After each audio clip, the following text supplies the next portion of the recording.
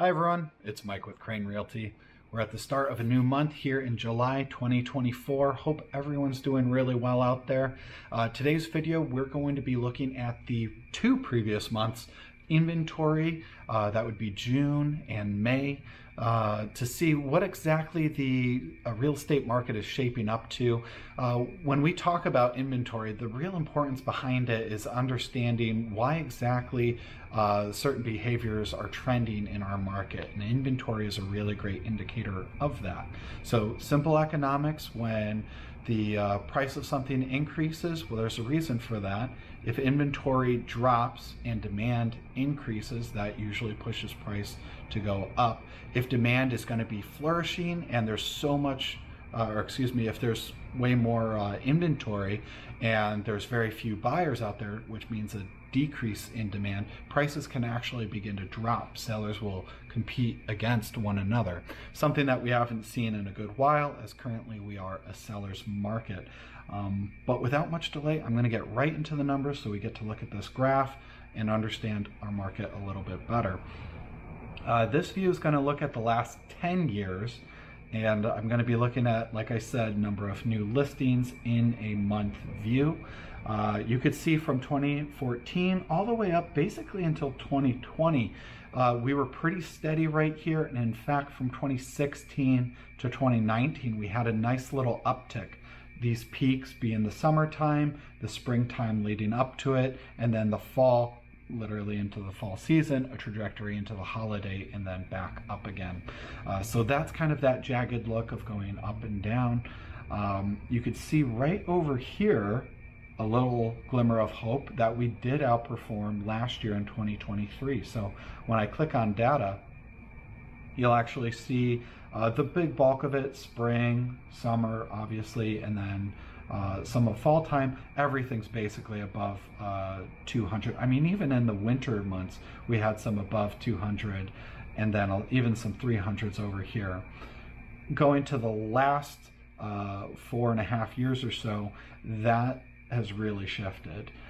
2023, last year, we did not get 1 month above 200. So in the month of May, it was really exciting to see that took place, that we were able to scratch a hair just above that, which is exciting. But then we dipped back down again with, what would that be, 25 or so fewer listings there. It doesn't feel like that would be really noticeable in the market. It did kind of feel like that for some buyers out there, especially if you're just a buyer's agent, because the number of new listings, if there's going to be this huge uptick with like 25 or 30 new listings, you can kind of even feel that you're going to be seeing a few more homes with your clients. So we're kind of on a downward trajectory. I know for July, it's gotten even quieter because I know for a handful of my sellers, they're holding off on their listing, waiting until the following week. So the month of July is actually going to be a little bit smaller. We're only going to be capitalizing on like the second week onwards for inventory. Would not be surprised if it's going to continue a trend similar like June. So we're probably not going to see it get above 200 again, maybe even for the rest of the year. Talking to a couple different colleagues actually just recently, really trying to put our finger on why exactly is our inventory hurting so bad? Why have we gotten to this point in 2024? Best thing that we can point our finger at and say this has a direct correlation to it, all of these previous years, the interest rates, if you were to buy from like 2021, even 2022, I believe it was June into July of 2022, the interest rates started doubling and tripling. So from this point back, everyone basically was able to buy a home or refinance for 4% or less. And then what happened from this time, 2020 onwards, people's home appreciation value skyrocketed, double, tripling, some even quadrupling, depending on if they made some drastic improvements as well. But what does that mean? Now you want to leverage that asset. Let's say your home went from in 2022 or before at 200K and you have an interest rate of 4% or less.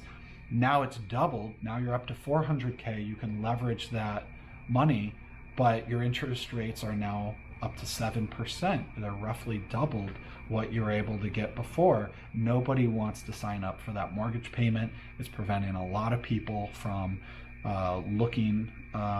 from trying to upgrade. Maybe you bought a home that your family has outgrown the size of it, or you want more land or something different. There's a lot of people just not willing to take the move right now. So we're just kind of seeing people hold tight for the moment. Hopefully that doesn't discourage a lot of people out there. If you are a seller, still a great time to sell. We are noticing an interesting trend with regard to buyers who the showing rate to writing rate has shifted. It's not exactly a 2 showings for 1 written offer. It's certainly gone down a bit. So we'll see if that trend progresses and actually swings back to trying to be a little bit more like a buyer's market. So if this information was helpful to you, please give it a thumbs up and click on that subscribe button so you don't miss any of our future content that we come out with each and every week. Again, I'm Mike with Crane Realty, and I hope you have a great day. Take care, everyone. Bye-bye.